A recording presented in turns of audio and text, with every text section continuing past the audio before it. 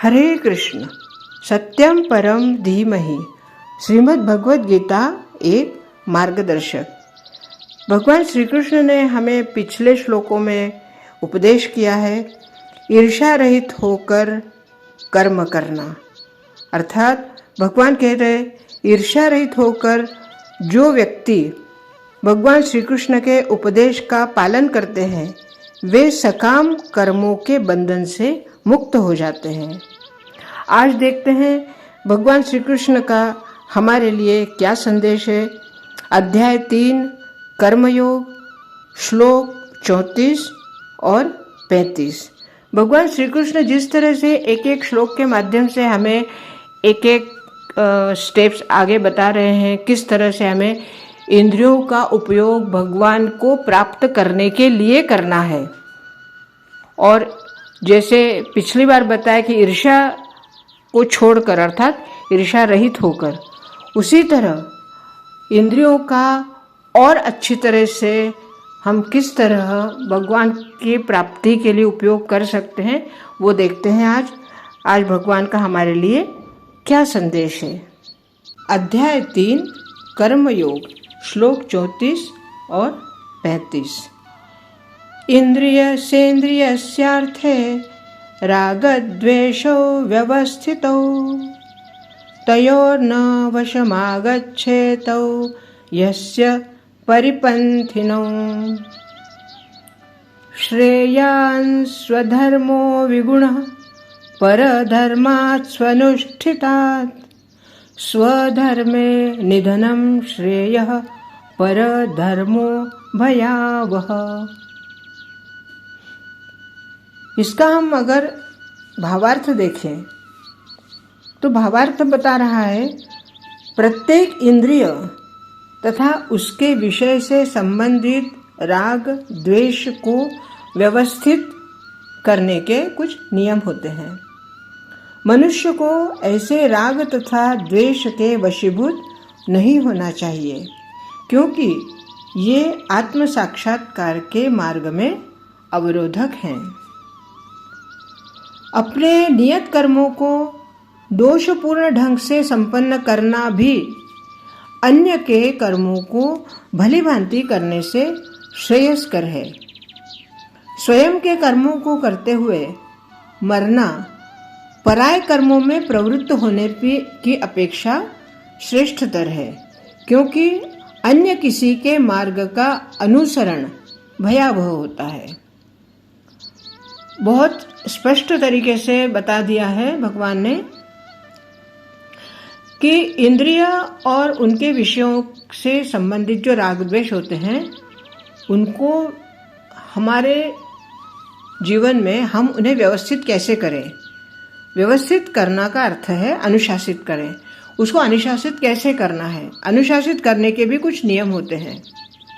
और इसीलिए भगवान कह रहे हैं कि मनुष्य को राग और द्वेषों के वशीभूत नहीं होना चाहिए, उनके अधीन नहीं होना चाहिए, क्योंकि अगर हम राग द्वेष के अधीन हो जाते हैं तो हमें आत्म साक्षात्कार होने में विलंब होगा। अर्थात आत्म साक्षात्कार के मार्ग में वे हमारे हर्डल बनेंगे, अवरोधक बनेंगे।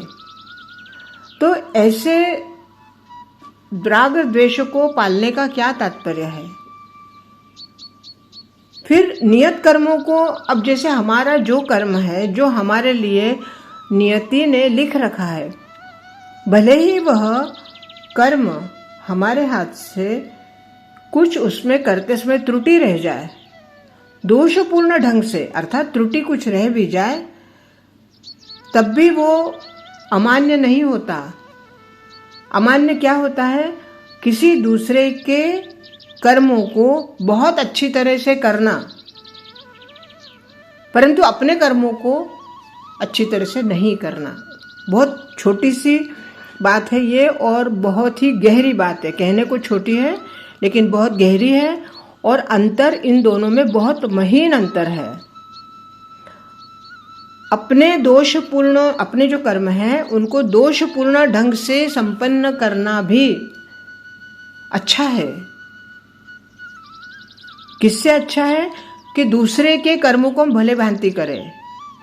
दूसरे के कर्मों को भलीभांति करना अलग बात है, परंतु अपने कर्मों को अच्छा तो करना ही है, परंतु गलती से कभी कुछ त्रुटि रह जाए तो भी वो कोई परेशानी वाला काम नहीं है।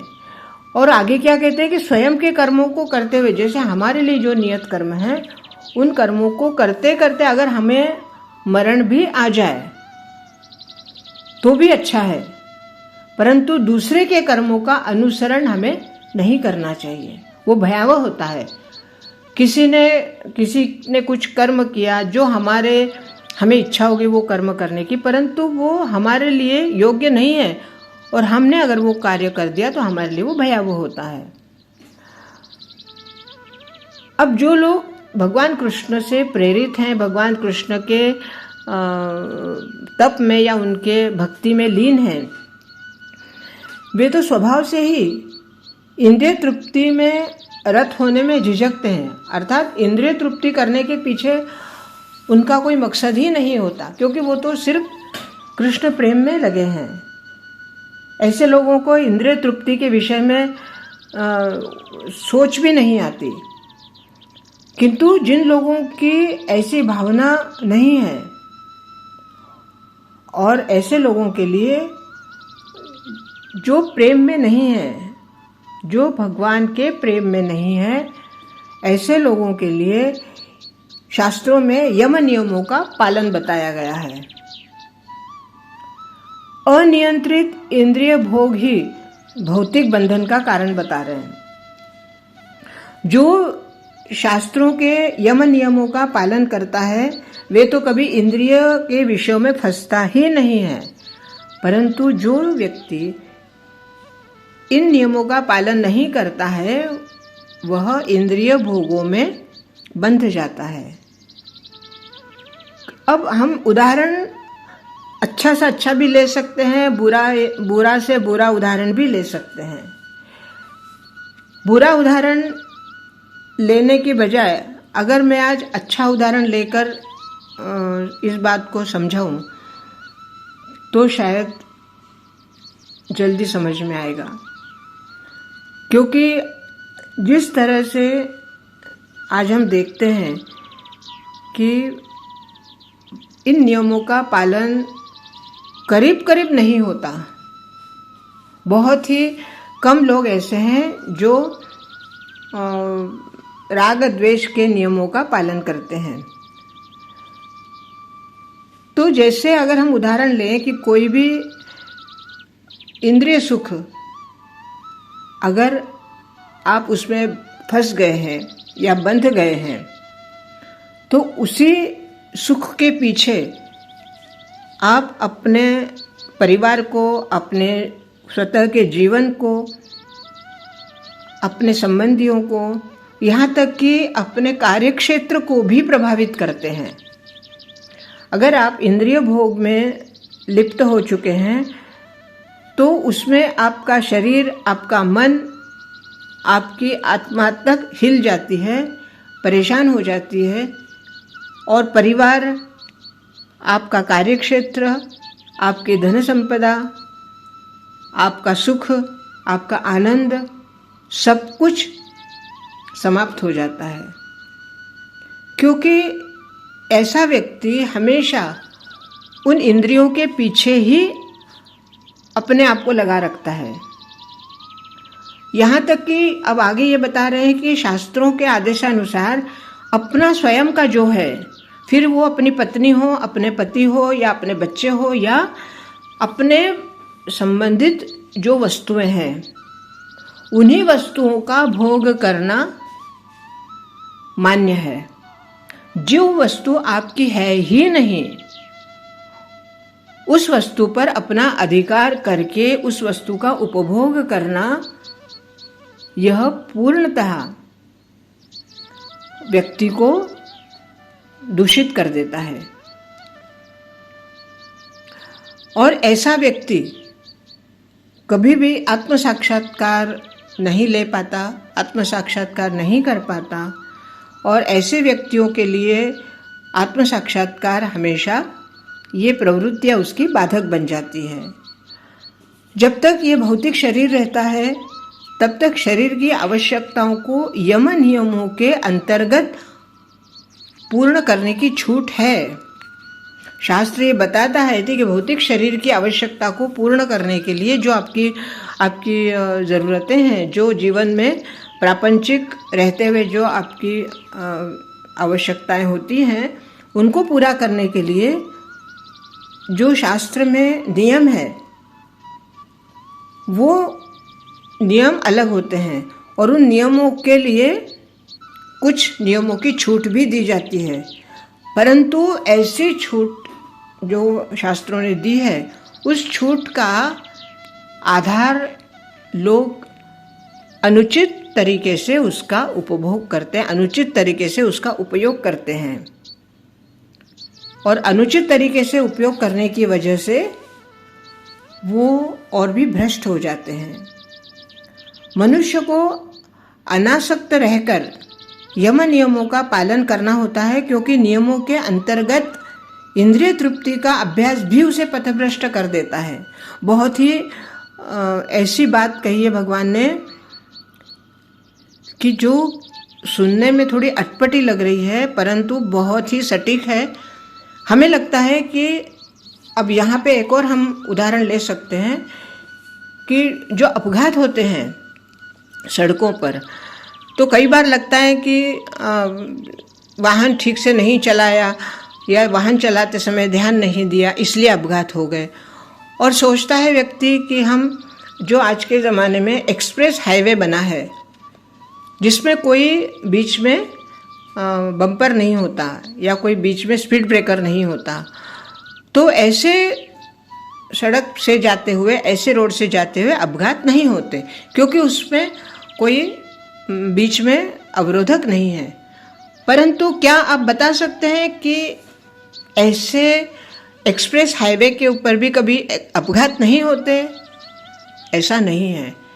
भले ही सड़क कितनी भी अच्छी हो, परंतु अगर वहाँ पर भी ध्यान भंग हुआ या आपका ध्यान, वाहन चालक का ध्यान वाहन चलाते समय सामने नहीं होगा तो अपघात होकर ही रहते हैं। ठीक इसी तरह हमारे जीवन में भले ही हम नियमों का पालन करते हैं, परंतु नियमों का पालन करते समय भी थोड़ी सी भी भूल चूक हो जाए तो अपघात हो जाते हैं, अर्थात हम भ्रष्ट हो जाते हैं। यहाँ पे अपघात का तात्पर्य जीवन के हमारे आत्मा के भ्रष्ट होने से है, या हमारे जो भौतिक शरीर है हमारा, उसके भ्रष्ट होने से है। तो सब प्रकार के नियमित इंद्रिय भोग के लिए भी किसी भी आसक्ति से हमें बचना है। और कृष्ण प्रेम में ऐसा आसक्त जो कि कृष्ण प्रेम की भक्ति में ही हमें हमारे इंद्रियों को भगवान की सेवा में ही उपयोग करना है, सेवा के लिए ही उनका उपयोग करना है। मनुष्य को चाहिए कि वह जो भी, जैसे हम कोई कार्य करते हैं तो हमारा उद्देश्य यही हो कि हमारा इंद्रिय, हमारे विचार, हमारे मन, बुद्धि, अहंकार सब कुछ हम भगवान के लिए उपयोग में लाए। अब ऐसे करते समय हमारा जो नियत कर्म है, जो हमारी नियति ने हमारे लिए लिख रखा है, वो करते समय अगर हमारे हाथ से कुछ भूल चूक हो जाए तो उसके लिए भगवान कह रहे हैं कि अपना खुद का नियत कर्म करते समय अगर तुमसे कुछ त्रुटि हो जाए तो दुख की बात नहीं है, परंतु अन्यों के लिए नित्य कर्मों की अपेक्षा अपने नित्य कर्मों को करना अति श्रेष्ठ है। आध्यात्मिक मार्ग में जैसे भगवान कृष्ण गुरु के रूप में हमें शिक्षित कर रहे हैं, एक शिक्षक के रूप में हमें बता रहे हैं, आदेश दे रहे हैं कि चाहे भौतिक कर्म हो या आध्यात्मिक कर्म हो, मनुष्य को मृत्यु पर्यंत अपने नित्य कर्मों में दृढ़ रहना चाहिए। अब आध्यात्मिक तथा भौतिक स्तरों पर ये कर्म भिन्न भिन्न भी हो सकते हैं, किंतु कर्ता के लिए किसी प्रामाणिक निर्देशन के पालन का सिद्धांत ही उत्तम रहता है। जब मनुष्य प्रकृति के गुणों के वशीभूत होकर उसे उस विशेष अवस्था के लिए नियमों का पालन करना चाहिए और अन्यों का अनुसरण नहीं करना चाहिए। जैसे यहाँ पर फिर एक हम उदाहरण लेंगे कि सत्वगुणी जो ब्राह्मण होते हैं वे हिंसक नहीं होते, और रजोगुणी जो क्षत्रिय होते हैं वे या उन्हें हिंसक होने की अनुमति है, क्योंकि ब्राह्मण का कार्य है ब्रह्मचर्य के साथ वेदों का पाठ करना, मंत्रों का जप करना, या भगवत प्राप्ति के लिए जो हमें ब्राह्मण कुल में जन्म मिला है तो उससे हमें भगवत प्राप्ति के लिए उसका उपयोग करना। और क्षत्रिय के लिए क्या है, उसका नियम है कि जो हिंसा करने वाले हैं उनसे समाज की रक्षा करना, और उस समाज की रक्षा करते समय अगर उन्हें हिंसक होना पड़े तो वो उनका धर्म है। परंतु ब्राह्मण अगर हिंसक हो जाए तो वो उसके लिए अनुचित है।